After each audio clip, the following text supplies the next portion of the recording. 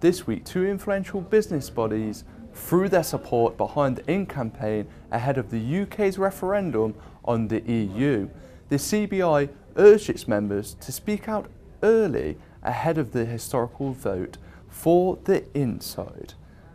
Elsewhere, the Institute of Directors exclusively told IB Times UK that it would be disastrous if there was a so-called Brexit. But Simon Walker, the Director General of the organisation, stressed that the IOD wasn't going to support the In camp come what may. He argued that Britain should be the leading force for deregulation inside the EU.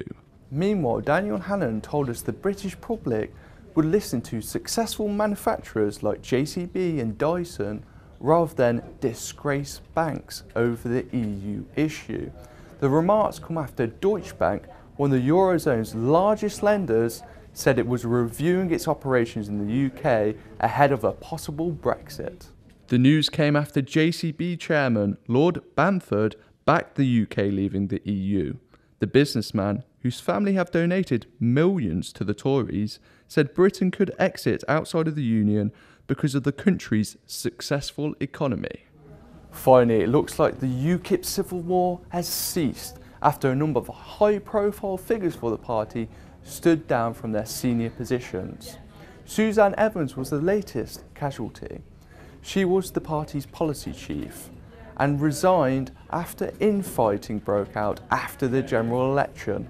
Patrick O'Flynn, one of UKIP's MEPs, criticised Farage as snarling, thin-skinned and aggressive after the UKIP leader's resignation was reportedly rejected by the party's national executive. O'Flynn later resigned as UKIP's economic spokesman. Elsewhere, Douglas Carswell's spat with UKIP HQ also seemed to come to a conclusion. UKIP's only MP launched the attack over so-called short money. That means public funds to help non-government parties in the House of Commons with administrative and staffing costs.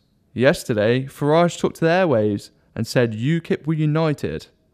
The leader even had the cheek to claim that it was the rival parties that were breaking apart. That's all for this week. Be sure to check out ibtimes.co.uk/politics for more Westminster gossip and political news.